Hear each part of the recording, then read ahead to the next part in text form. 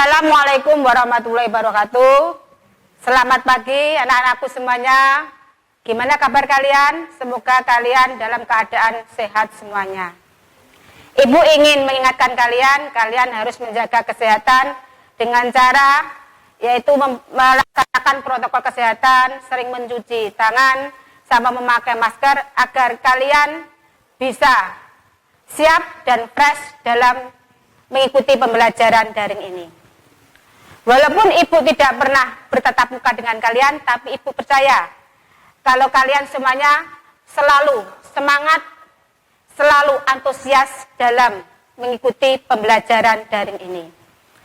Anak-anakku sekalian, pada pertemuan kali ini kita akan membicarakan tentang memahami dan menciptakan cerita fantasi dengan kompetensi dasar mengidentifikasi unsur-unsur teks narasi atau cerita fantasi yang dibaca dan didengar dengan indikator menjelaskan cerita tokoh, latar, alur, dan tema pada cerita fantasi dan menunjukkan buktinya pada teks yang dibaca atau didengar, sama menentukan jenis cerita fantasi dan menunjukkan bukti pada teks yang dibaca atau didengar. Apa itu cerita fantasi anak-anakku? Bahwa cerita fantasi adalah sebuah cerita fiksi bergenre fantasi atau dunia imajinatif yang diciptakan penulis yang pada cerita fantasi yang tidak mungkin dapat dijadikan biasa. Maksudnya di sini adalah bahwa cerita fantasi itu adalah karangan atau khayalan dari pengarang yang menceritakan tidak ada di dunia nyata. Jadi itu hanya imajinasi dari para pengarang.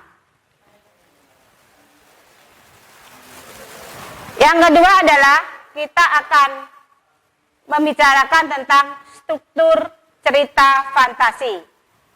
Struktur cerita fantasi itu dibagi 3. Pertama adalah orientasi, kedua adalah komplikasi, ketiga adalah resolusi. Untuk orientasi adalah perkenalan. Maksudnya perkenalan di sini adalah bahwa dalam sebuah cerita fantasi atau bisa cerita yang lain, karena cerita fantasi itu bisa berupa cerpen, novel ataupun dongeng. Itu kalau pertama itu menggambarkan penokohan, menggambarkan sekilas tentang latar atau alur, itu dinamakan perkenalan. Misalkan kalau di situ digambarkan di sebuah gubuk yang reot di sebuah hutan dengan kakek-kakek tua yang menyeramkan, berarti itu digambarkan cerita horor. Nah, misalkan kalau di situ digambarkan sebuah surau, di sebuah surau ada orang anak-anak yang mengaji, pasti itu adalah ceritanya adalah religi. Jadi kalian bisa menebak kalau pertama cerita itu digambarkan apa, kamu pasti sudah bisa, oh ini ceritanya tentang religi, ini tentang horor, nah, misalkan seperti itu. Yang kedua adalah komplikasi. Dalam komplikasi di sini adalah permasalahan. Apa permasalahan di sini? Bahwa permasalahan di sini adalah sebuah cerita itu pasti akan mengalami atau timbul suatu konflik atau permasalahan yang di situ konflik itu antara tokoh protagonis dengan antagonis. Tokoh protagonis sendiri adalah tokoh yang baik, antagonis adalah tokoh yang jelek atau disebut wataknya adalah watak jahat. Jadi antara keduanya itu pasti ada suatu permasalahan atau dinamakan komplikasi. Yang ketiga adalah resolusi. Apa itu nama resolusi? Resolusi adalah penyelesaian. Penyelesaian di sini maksudnya itu pasti ada tokoh ketiga atau pembantu yang menyelesaikan permasalahan atau konflik yang ada, yang pada akhirnya cerita tersebut akan selesai atau dinamakan ending. Jadi anak-anakku semuanya, untuk struktur cerita fantasi itu hampir sama dengan struktur cerita narasi yang lainnya, yang seperti di cerpen, novel maupun di film. Sama-sama akan mengalami orientasi, komplikasi, sama resolusi. Gimana anak-anak semuanya? Sudah paham ya? Seterusnya adalah kita akan membicarakan tentang jenis cerita fantasi. Jenis cerita fantasi ini dibagi dua, yaitu berdasarkan kesesuaian dalam kehidupan nyata sama berdasarkan latar cerita. Berdasarkan kesesuaian dalam kehidupan nyata itu dibagi dua. Yang pertama adalah cerita fantasi total. Yang kedua adalah cerita fantasi irisan. Apa yang dimaksud dengan cerita fantasi total?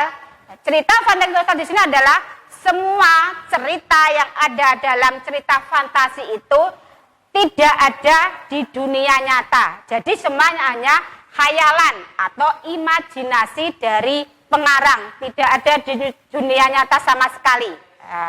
Yang kedua adalah cerita fantasi irisan. Yang dimaksud irisan di sini adalah bahwa cerita yang menggunakan imajinasi juga cerita tersebut menggunakan di dunia nyata, ada di dunia nyata. Jadi di sini sama-sama sebagian ceritanya adalah imajinasi atau khayalan, yang sebagian melibatkan dunia nyata.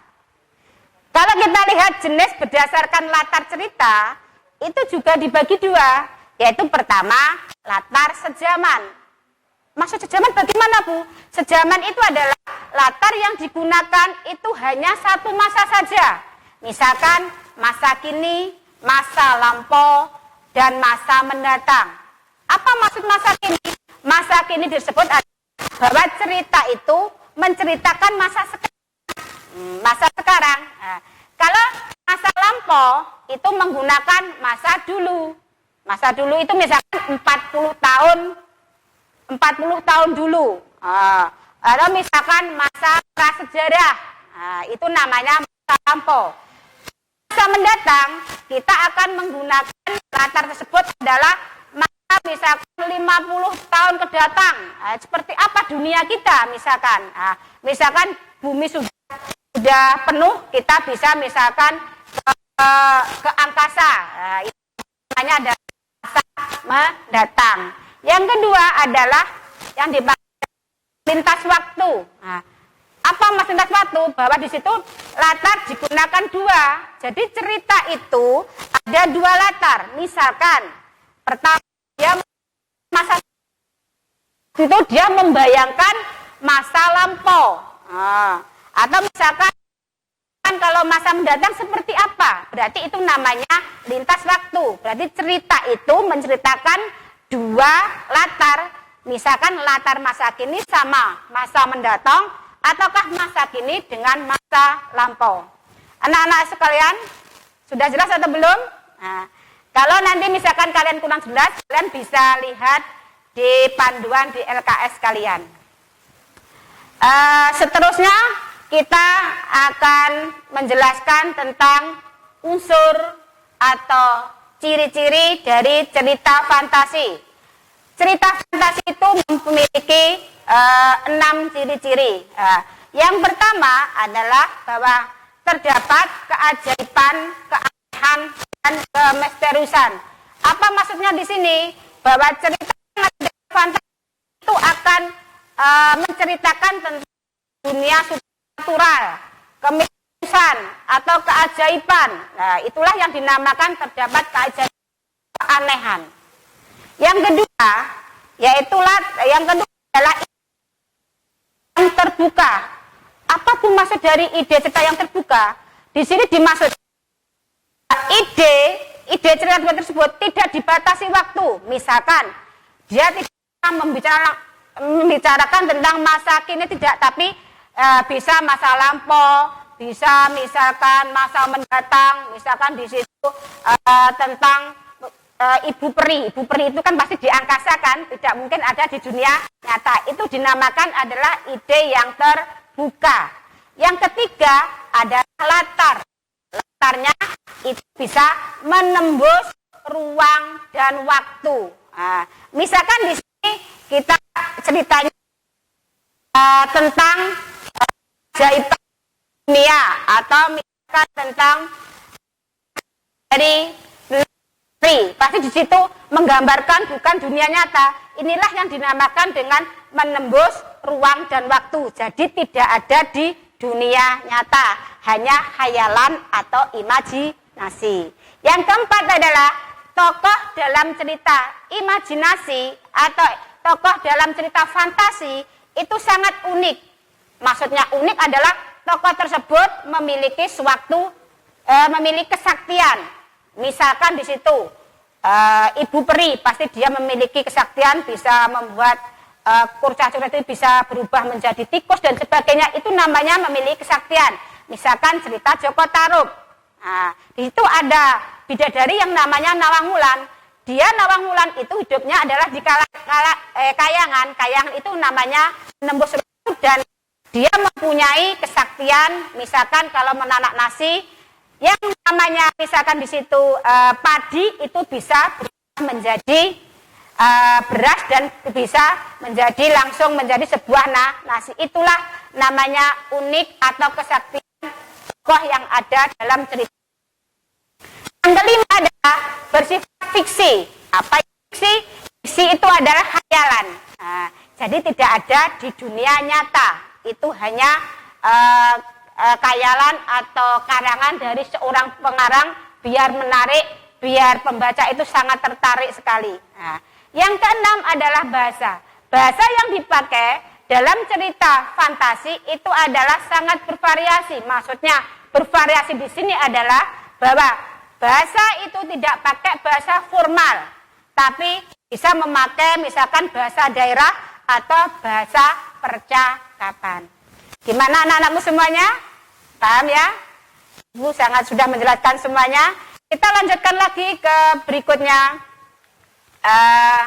yaitu unsur intrinsik yang ada pada cerita fantasi. Unsur intrinsik pada cerita fantasi itu bagi 6.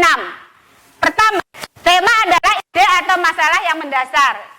Kedua adalah alur. Alur itu urutan jalannya cerita. Itu ada 3. Alur maju, mundur, sama campuran. Alur maju itu bicarakan tentang masa datang, mundur itu masa lampau, campuran itu bisa masa mendatang, kalau ke lampau. Yang ketiga adalah tokoh atau penokohan.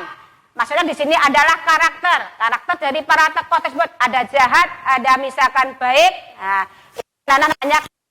Tempat adalah latar. Latar dibagi 3. Latar tempat, latar waktu, sama latar suasana. Misalkan tempat itu sekolahan, lapangan dan sebagainya. Kalau waktu siang, malam, pagi. Nah, kalau suasana itu adalah menyedihkan, gembira. Nah, misalkan sendu itu namanya suasana. Yang kelima adalah sudut pandang. Sudut pandang itu apa? Posisi pengarang dalam membawakan suatu cerita. Itu ada sudut pandang orang pertama, orang ketiga, sama orang kedua. Yang keenam adalah amanat. Apa amanat itu? Amanat adalah pesan yang disampaikan oleh pengarang untuk para pembaca melalui karyanya tersebut. Demikian anakku semuanya.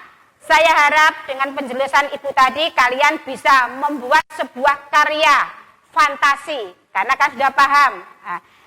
Dan semoga bermanfaat untuk kedepannya. Ibu akhiri sekian. Wassalamualaikum warahmatullahi wabarakatuh.